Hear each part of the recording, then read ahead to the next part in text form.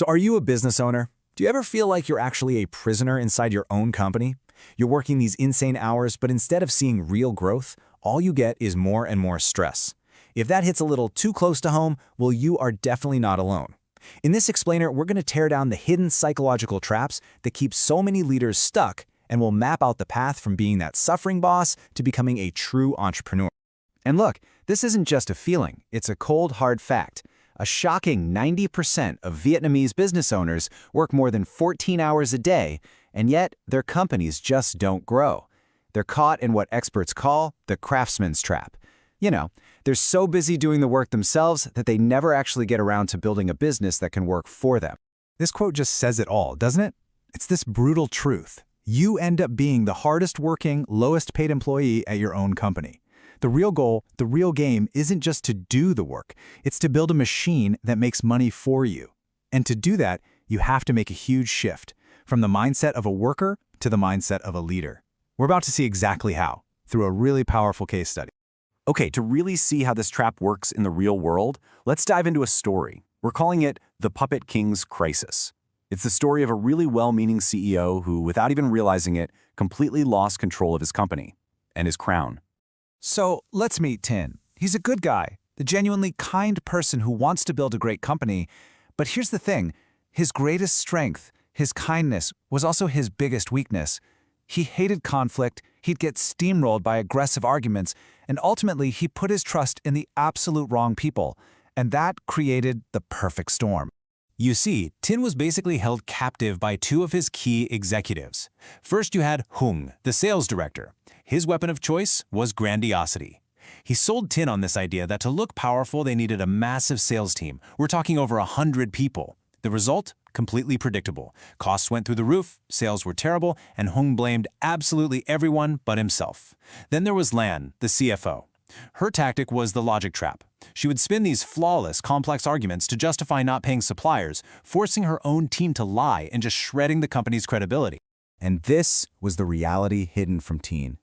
While he thought he was seeing an empire being built and finances being brilliantly managed, a toxic culture was literally rotting the company from the inside out. Hung was publicly humiliating his staff. Lan was turning her team into liars. The company's reputation was in shambles, and the best, most honest employees, they felt completely powerless and disrespected. So this brings us to a huge question.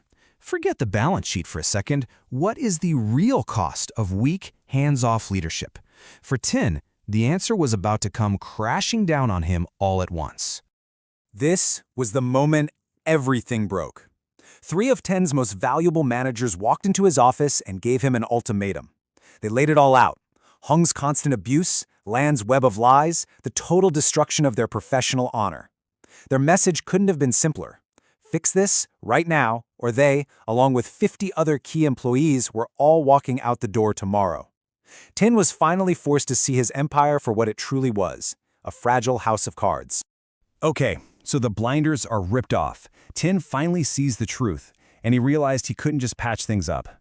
He had to diagnose the tumors that were growing deep inside his company. And even more importantly, he had to figure out what psychological traps he fell into that allowed them to grow in the first place. But here is the thing. Before any leader can perform surgery on their company, they have to deal with the tremor in their own hand. The problem isn't just about being soft. No, it goes deeper. There are these deep-seated psychological barriers that can paralyze even the smartest leaders and stop them from making those tough but necessary decisions. And Tin was caught in a few classic ones. First, there's the halo effect. He was so blinded by his long positive history with Hung and Lan that he just couldn't see the destructive people they'd become. Then you have the sunk cost fallacy. That's that little voice in your head that says, but they've been here for 10 years, I can't just throw all that time away. And of course, there was the simple fear of being seen as a ruthless, heartless boss for firing old friends. And this gets to the absolute core of it all. The real price of doing nothing isn't just financial, it's your culture. When you tolerate wolves, the manipulators, the abusers, you are sending a crystal clear signal to your best people, the sheep, that this is not a safe place for them. And you know what? They will always be the first to leave, and you'll be left all alone with the pack. So, Tin understood the diagnosis. Now came the hardest part, the surgery. And this wasn't going to be about shouting matches or angry confrontations. No, This was about a cold, methodical, and decisive plan to take back his company. First up, surgery on Hung. The key here was to take emotion completely out of the equation and use objective data. Tin pulled the revenue per head report, a metric that is brutally honest. Instead of arguing, he just presented the facts. As the sales team got bigger, the company's losses got deeper, period. Then he laid down a new law, a zero-tolerance policy for verbal abuse. And finally, he took back control, ordering a 50% cut to the bloated team. The focus was now on results, not just headcount. This was the moment Tin transformed. He looked Hung right in the eye and delivered a message that was impossible to misunderstand.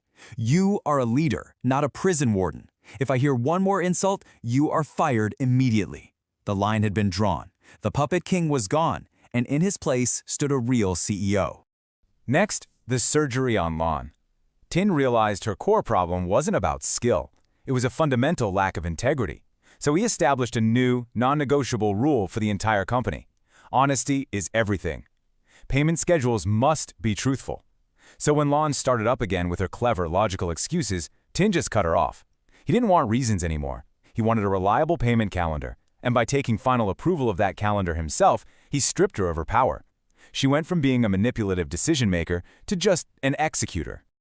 The fallout was fast, and yeah, it was painful.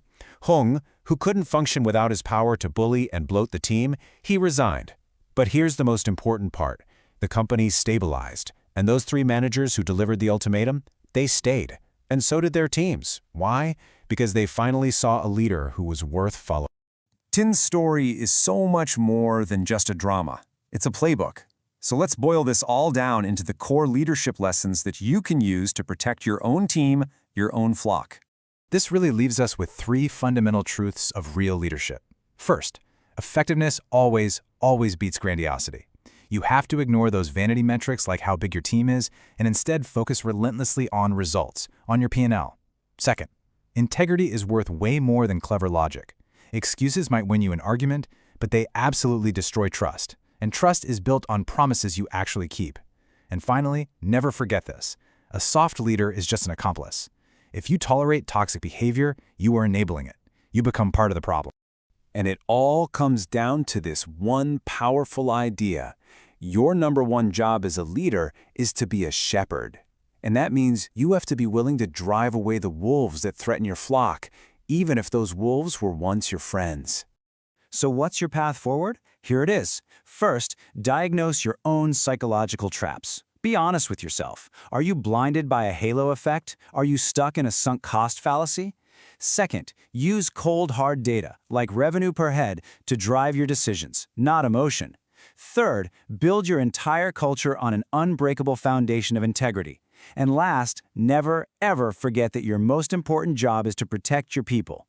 That is how you stop just owning a job and start building a company that's built to last. Let's end this with a simple but really powerful audit. Just ask yourself this one question and be honest. If you disappeared for 1 month, no phone calls, no emails, nothing, would your company survive? Would it maybe even thrive? If the answer is no, then you don't own a business. You own a very, very demanding job, and it's time to start building the machine.